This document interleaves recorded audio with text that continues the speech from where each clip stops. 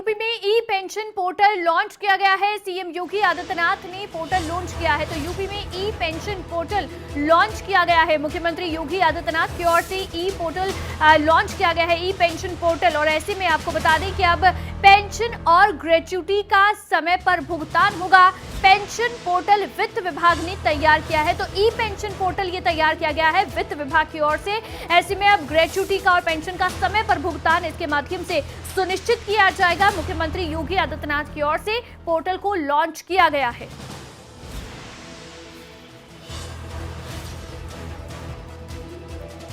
तो मुख्यमंत्री योगी आदित्यनाथ ने पेंशन को लेकर ई पेंशन पोर्टल लॉन्च किया है। अब पेंशन और ग्रेच्युटी का समय पर भुगतान हो पाएगा। वित्त विभाग की ओर से ये पोर्टल तैयार किया गया है, पेंशन पोर्टल। और ऐसे में ई पेंशन पोर्टल को मुख्यमंत्री योगी आदित्यनाथ की ओर से आज लॉन्च किया गया है। यानी कि अब ना तो पेंशन मिलने में देरी होगी और ना ही ग्रेच्युटी का पैसा मिलने में देरी होगी। मुख्यमंत्री योगी आदित्यनाथ ने खुद इस पोर्टल को लॉन्च किया है। इस पोर्टल को वित्त विभाग की ओर से तैयार किया गया। क्या कहा मुख्यमंत्री योगी आदित्यनाथ ने, सुनवाते हैं आपको। ये 25 वर्ष जो शेष आगे के हैं, अभी इन 25 वर्षों में उस व्यक्ति को अपने गृहस्थ आश्रम का मतलब उसने जो 25 वर्ष समाज से लिए थे, अब इन 25 वर्ष में वह अपने को पैरों पर खड़ा होने की आदत डाले, स्वावलंबन का जीवन स्वयं गुजर बसर करने की तैयारी करें और इन 25 वर्षों के लिए अपनी आजीविका के लिए मेहनत करेगा, परिश्रम करेगा, मेहनत करेगा। 25 वर्ष वानप्रस्थ के, वानप्रस्थ का मतलब आधा जो कुछ बच गया है गृहस्थ आश्रम का, उसको पूरा करने के साथ साथ समाज के लिए भी कंट्रीब्यूशन के लिए अपनी तैयारी करना। भाई जैसे 25 साल आपके ब्रह्मचर्य आश्रम के बताए, ज्ञान अर्जन के बताए गए हैं, उन 25 वर्ष आप ज्ञान अर्जन में ही नहीं लगाते। अब 20 से दिनचर्या शुरू करते हैं, 18 वर्ष की उम्र में ही शुरू कर देता है, कोई 20 साल में, कोई 22 साल में, कोई 23 साल में।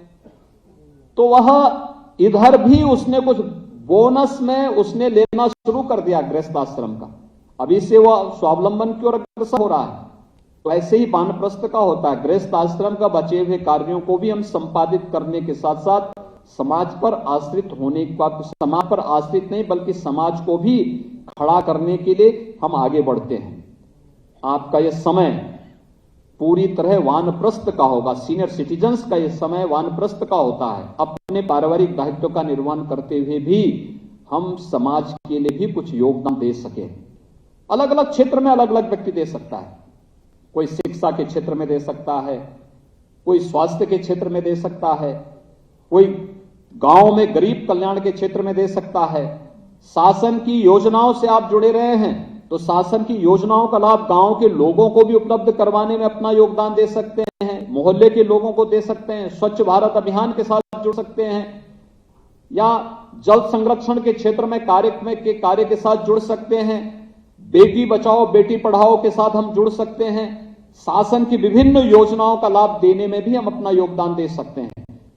और फिर शेष जीवन के 25 वर्ष, अगर एक व्यक्ति 100 साल जीता है तो शेष जीवन पूरी तरह समाज को समर्पित करते हुए कि अब मेरा अपना कुछ नहीं, जो भी होगा उस समाज के लिए होगा, और लोग के लिए समर्पित करते हुए व्यक्ति जब आगे जिएगा तो वही व्यक्ति जीवन में सफलता की राहों को उद्घाटित करते हुए मोक्ष की प्राप्ति भी करेगा, मुक्ति की प्राप्ति करेगा, जो एक आदर्श भारतीय जीवन दर्शन का हिस्सा है। और मुझे लगता है उस दिशा में बेहतर प्रयास किए जाने की आवश्यकता है।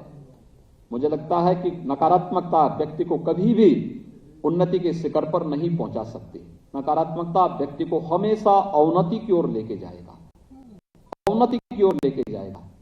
आपने देखा होगा जिस व्यक्ति ने जीवन में दोषों का बिगाड़ा होगा उसको कभी सफलता की ऊंचाइयों तक पहुंचते हुए आपने कभी नहीं देखा होगा। उसको पतन के गर्त में जाते हुए जरूर देखा होगा, लेकिन उसको उन्नति के शिखर पर पहुंचते हुए नहीं देखा होगा। इसलिए अच्छी सोच हमें आगे बढ़ाती है और अच्छी सोच के साथ आज यहां पे राज्य सरकार ने आपके लिए ई पेंशन पोर्टल भी लागू किया है। मैं इसके लिए आप सभी प्रदेश के सभी 11.5 लाख पेंशन धारकों को हृदय से बधाई देता हूं। जो हमारे कर्मी आने वाले समय में इस पेंशन की सुविधा का लाभ प्राप्त करेंगे, वे लोग भी इस सुविधा को प्राप्त करने के साथ साथ इस प्रक्रिया का हिस्सा बन पाएंगे। मुझे इस विश्वास के साथ कि उन सबको इसका लाभ होगा, ये तो हम करेंगे ही। लेकिन अभी यहाँ पर मैं बैठा हुआ था, अभी